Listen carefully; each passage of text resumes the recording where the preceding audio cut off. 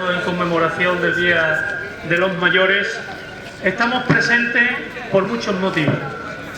Hace ya casi 40 años, en los años 80, se hizo el primer libro blanco sobre la tercera edad. En este libro blanco era una encuesta que se hacía a personas mayores para ver cuáles eran los temas de mayor preocupación, de mayor interés que tenía la población de más de 65 años. Pues bien, lo que en aquel tiempo se decía, hoy continúa siendo efectivamente el referente de problemas y de reivindicaciones para la tercera edad. Los tres problemas más importantes, y por este orden, eran, en primer lugar, la pensión. La pensión como sustento en la vida, como manera de poder vivir y ser reconocido por el trabajo que se hizo y también para formar en la sociedad un papel activo. La pensión. En este sentido tenemos que decir claramente que gracias a los movimientos de pensionistas, los colectivos que se han dado en la lucha, se ha conseguido frenar los procesos de privatización que se estaban urdiendo contra las pensiones privadas para buscar ese modelo mixto complementario, pensión pública precaria complementada con una pensión privada. De modo que tenemos que ser, digamos, agradecidos con todas las personas mayores que lucharon y siguen luchando por mantener el poder adquisitivo de las pensiones. El segundo problema que en este libro blanco aparece como de gran preocupación para la tercera edad era la salud. La salud se ha constituido en un problema muy importante porque a medida que ha pasado el tiempo han ocurrido paralelamente dos procesos paradójicos. Uno, que ha aumentado la esperanza de vida y el envejecimiento, pero también otro, paralelamente, que los procesos de deterioro de los servicios sanitarios públicos con las consecuentes privatizaciones han incidido mucho en la salud de las personas mayores. Tener en cuenta que el 80% del gasto sanitario se dedica precisamente a la atención a las personas de más de 65 años. Y es lógico porque a medida que avanza la edad aparecen más patologías, las patologías crónicas se cronifican más, se reagudizan y ese conjunto de problemas impacta en los servicios de salud. Por eso es tan importante que los colectivos de pensionistas asuman la defensa de la sanidad pública como algo esencial, como algo primordial. Hace 2 años hubo un estudio donde ponía que había aumentado en España un 48% la mortalidad. Viendo ese incremento de la mortalidad se vio que no se debía a la pandemia, se debía a que los pacientes crónicos mayores de 80 años habían tenido una merma muy importante en la atención sanitaria. Estamos hablando de enfermos crónicos como puedan ser hipertensos, cardiovasculares, neurológicos, neumológicos, de pulmón. De todos estos problemas, a partir de cierta edad, empiezan a aparecer discapacidades. Si ahí la atención primaria no funciona, como ha ocurrido y está ocurriendo en los últimos años, todos esos pacientes con enfermedades crónicas no tienen un abordaje preventivo de la reagudización de su cuadro. Así vemos muchas personas con los andadores, con las bombonas de oxígeno, personas que van teniendo demencias que aumentan progresivamente y no reciben una atención adecuada desde el punto de vista del seguimiento de sus procesos, de la rehabilitación de sus procesos. Es muy importante defender la atención primaria de salud porque ahí es donde vamos todos. Ahí es donde vamos los mayores que tenemos problemas crónicos y necesitamos un abordaje, un seguimiento de todos nuestros procesos para evitar el empeoramiento. Ahora mismo el promedio de vida o expectativa de vida en Andalucía está en torno a los 84 años. Ya ha bajado 2 años achacable a la mortalidad por la pandemia. Pero ojo, de esos 84 años de vida, los últimos 7 años es con discapacidad. Tenemos que luchar porque la expectativa de vida sea completa y sin discapacidad, porque esos últimos 7 años son un martirio.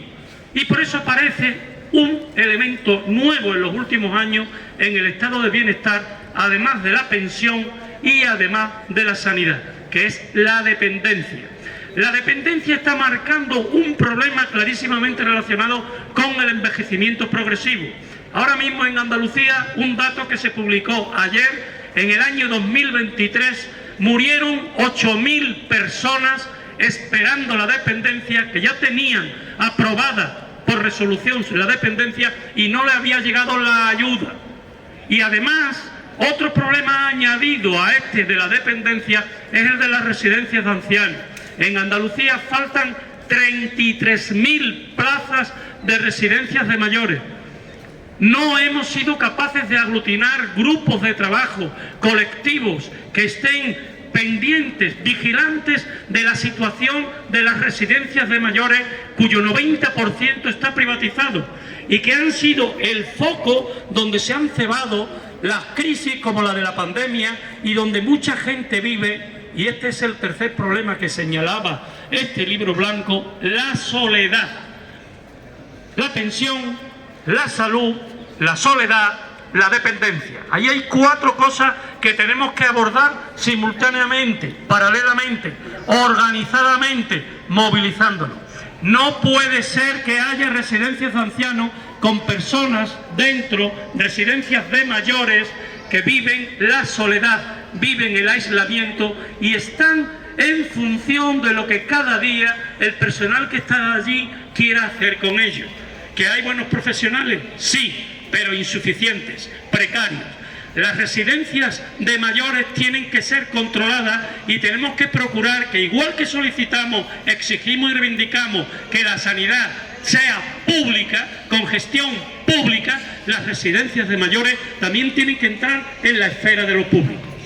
Yo con esto termino. Deciros que el día 17 de noviembre las mareas blancas de toda Andalucía han convocado una gran manifestación en las capitales de provincia.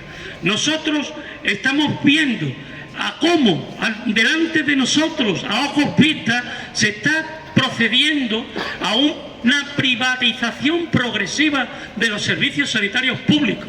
El dinero que nos dicen que se dedica a la sanidad, que son 14.000 millones, es el presupuesto público de la sanidad aprobado en el Parlamento de Andalucía, pero no es el presupuesto de la sanidad pública. No es lo mismo el presupuesto público de la sanidad que el presupuesto de la sanidad pública, porque del presupuesto público se derivan cantidades importantísimas a las clínicas privadas, a las empresas privadas. Y lo que ocurre entonces es que se está descapitalizando la sanidad pública con ese dinero que transfiere a la privada. La sanidad privada entonces se enriquece y la pública se empobrece. Al empobrecerse, al pedir, pierde capacidad asistencial. Al perder capacidad asistencial depende más todavía de la sanidad privada y tiene que mandar a más gente a la lista de espera. En el año 2022, 1 millón de andaluces fueron derivados a la sanidad privada. Lo que nos estamos jugando, compañeros y compañeras, no son pequeñas crisis del sistema. Estamos asistiendo a una reconversión del sistema, una reconversión sanitaria que va buscando, mediante el engaño de lo que llaman colaboración pública-privada, un enriquecimiento de la sanidad privada que va reforzándose, que va aumentando sus instalaciones de diagnóstico, su infraestructura, sus hospitales y sus clínicas a expensas del presupuesto público, llegando a un momento, ahora mismo que sepáis, que hay 2 millones de personas en Andalucía que ya tienen un seguro privado. Esa es la gran batalla ideológica. Están consiguiendo que mucha gente se busque la vida por su cuenta con el engaño de que con una póliza privada de sanidad tienen resuelto sus problemas, ignorando que cuando tengan 65 años, esa póliza privada, esa empresa privada le va a decir: lo sentimos mucho, usted ya no puede estar dentro de esta aseguradora privada porque usted es muy costoso. Y usted es muy costoso si tiene enfermedades cardiovasculares como un infarto o como un ictus. Usted es muy costoso porque tiene antecedentes de cáncer. Y todas esas personas van y se quedan necesariamente en la sanidad pública. ¿Qué ocurre entonces? Que la sanidad pública, con menos dinero, porque transfiere a la privada, con menos dinero, se queda con los problemas más graves. La población mayor, más vulnerable, pluripatológico, crónico. Entonces, si con menos dinero tengo que atender más problemas, se mueren más gente.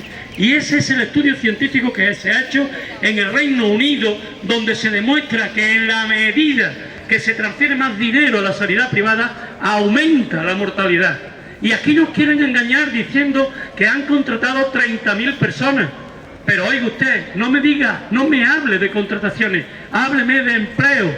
¿Qué hizo usted con las 12.000 personas contratadas al principio de la pandemia, con las transferencias de presupuesto que hicieron desde el gobierno central para afrontar la pandemia? ¿Qué hizo usted? Pues se han cargado ya 7.000 y ahora 2.000 más. Pero el truco está en que si a una persona, a una, la contratan 12 veces a un contrato mensual al año, nos van a decir que han hecho 12 contratos. Si son 1.000 personas, van a decir que han hecho 12.000 contrataciones. No, mire usted ha hecho 1.000 contrataciones y me está contando que ha hecho 12.000.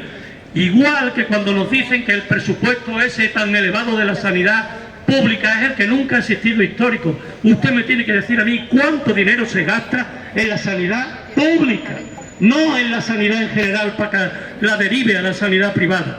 Todas esas cosas que nos cuentan y que nos van engañando se va a convertir en una batalla durísima en estos meses donde se están jugando muchas cosas en el Estado y en Andalucía en el 2026. Nos van a engañar por un sitio, por el otro sitio. Nos van a contar para que persista este modelo de reconversión sanitaria que va a consistir a medio plazo, dentro de 5, 8 años, que haya una sanidad pública empobrecida, deteriorada, para atender a las personas mayores y a los enfermos pluripatológicos, y una sanidad privada emergente que al que tenga dinero para una póliza le cubrirá unas cosas y a otros no.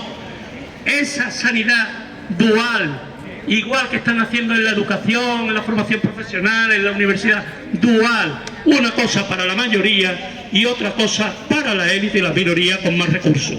Nos tenemos que oponer a eso rotundamente, con conocimiento de lo que está ocurriendo, con conciencia de cuál es el proceso y hacia dónde nos lleva, y con el compromiso de organizadamente seguir luchando como estamos haciendo ahora. Gracias.